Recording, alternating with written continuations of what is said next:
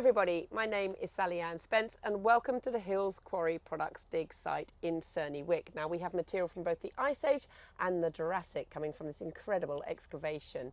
And we have students from over 20 universities represented here, and we've got various experts and specialists coming in as well and using lots of different technologies. Now the students here have to take part in not just the dig, but they also have to help with a lot of the other jobs that go with living on a site for 3 weeks. This is a 3-week dig. And so they have to do various jobs around the camp. And one of those is operating this camera right now as we record live for you, or we play this live. And I've got Emily helping me today. So thank you very much, Emily. Right, with me now is Dr. Stephen Zhang. Hello, Stephen. Hello, Sally-Ann. Always a pleasure. And to see you as well. Now, you've come onto camp to help us identify and have a look at a few of the finds as well, haven't you? Mainly from the Ice Age project here at the Cerney Wick site, which documents animals that lived here around 200,000 years ago in the Middle Late Pleistocene. Oh, wow. And now you found something... The Late Middle Pleistocene. Late Middle, okay. Now, you're going to talk to us because you found something a little bit... Well, we haven't got many of this animal.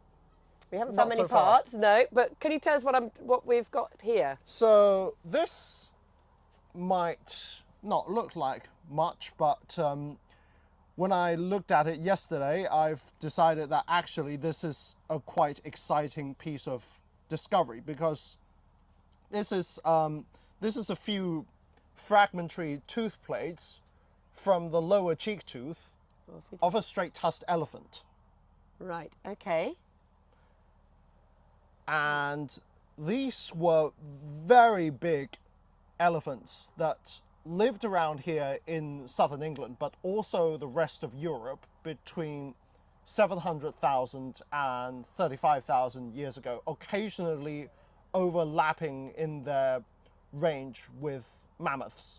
Right, okay, so they are elephants, whereas the mammoth was very much a mammoth, because we get steppe mammoth and woolly mammoth, don't we? And these are... All elephants, in fact. All elephants. All elephants, in fact. So, whereas mammoths were more closely related to Asian elephants, there have been ancient DNA studies in the last few years that suggested that straight-tusked elephants were perhaps more closely related to African elephants. And okay.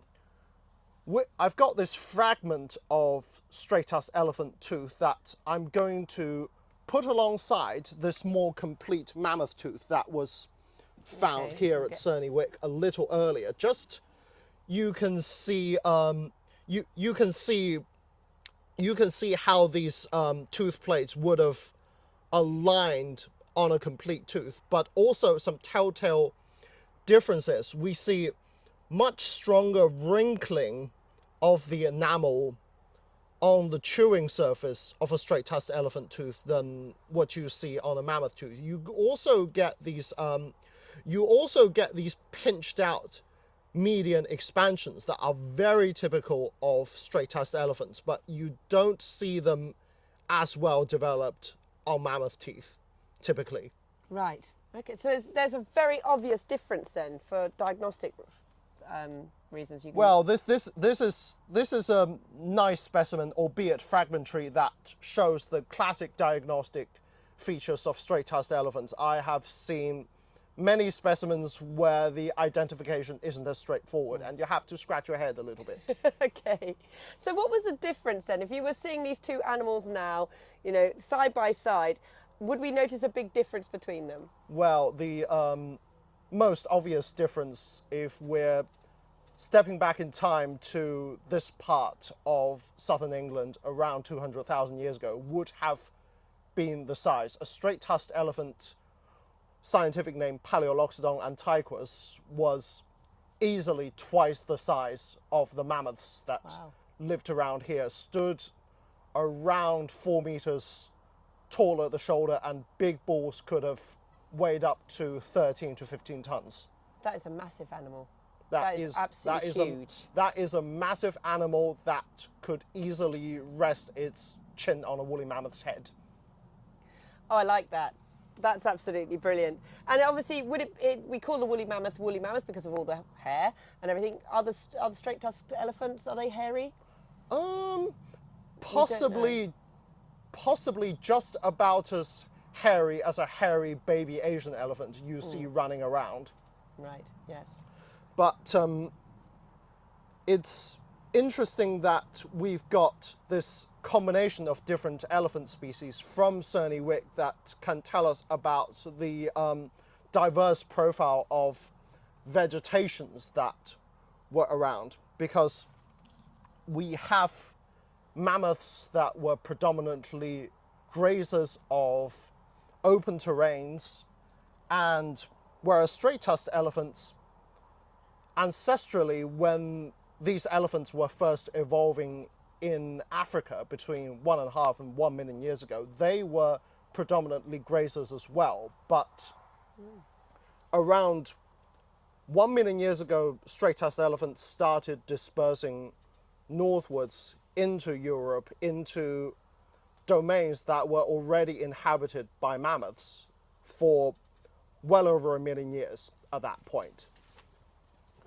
And so to avoid competition with mammoths, which were already ecologically well-established grazing megaherbivores in Europe, the straight-tusked elephants shifted their diet to become much more tree and foliage based. And we can tell us actually by measuring. We're going, Emily, can we get you to come over and have a look at this so you can see at home? We can do this by measuring the wear angle of the enamel denting interval on the chewing surface of the tooth plate. I've just taken a measurement of this one, which is about 105 degrees. That tells us, at least in the last few months to a year of this particular individual's life, this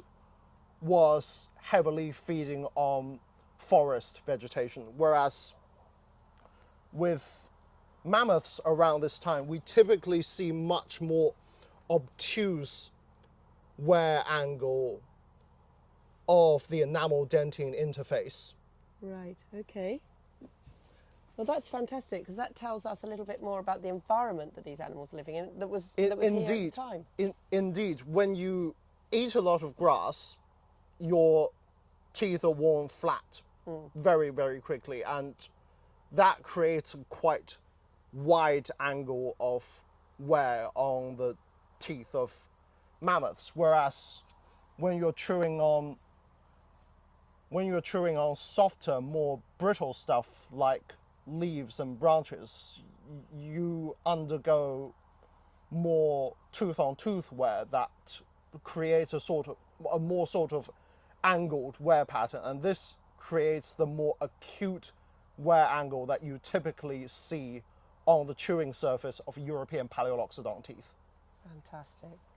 That is what we're talking about. This is why having sort of expertise to come in and help us to understand not only what these things actually come from, what animals these come from, we identify what animals they come from, but giving us that little bit of extra information is really vital for understanding the whole site. Well, that's sort of the magic of paleontology, really, is to reimagine the way life can be. Today, unfortunately, we don't have habitats with co-inhabiting elephant species, but for a few dots across Central Africa where you might see very occasional overlap between savanna and forest African elephants, whereas mammoths and straight-tusked elephants shared their habitats for best part of 500,000 years at least in Ice Age Europe. That is fascinating. Well, I think that's absolutely brilliant, and I would like people to, appreciate that, because we so often just talk about the woolly mammoth. We focus on the woolly mammoth all the time, and we actually have steppe mammoths here, don't we, and things as well. Yep. So, it's not all about the woolly mammoth. There's lots of other elephant species as well, and to have this here as well, the straight-tusked elephant, is just It's also funny how mammoth is sort of associated in public discourse with oversized entities, whereas in fact the straight-tusked elephant got even bigger. Well, I love the idea of the straight-tusked elephant resting his chin on top of the woolly mammoth. I think that is a wonderful visual of how big these things were. That would have been a playful straight-tusked elephant looking to make a few friends. Well, that is fantastic. Thank you for telling us all about that, Stephen. And this is the wonderful thing, you know, having someone like Stephen here is enabling us to have a bigger understanding of what we're finding and enabling those students to also have that understanding too. So thank you very much. I believe you gave a lecture Always last a night. pleasure, Sally-Ann. I was going to say, I believe you gave a lecture last night as well, didn't you? Yes, and it was quite serendipitous, really, that this piece of straight-tusked elephant tooth came out a few days, literally, before I was scheduled to give my evening presentation, and so I passed this around so everyone could see and feel a straight-tusked elephant for themselves. Fantastic, fantastic. Thank you very much, Stephen. This mammoth tooth has got to go back into conservation. This is being stabilised. It's the one that we extracted a couple of days ago. So please look back at the videos because you will see this tooth being uncovered and you'll also see it being lifted. And it's got to go back and be stabilised, continue its process of that. Thank you very much for telling us about the straight-tusked elephants. I think that's absolutely fascinating. And keep watching those videos. Please do keep watching the videos. And the hashtag is TuskForce.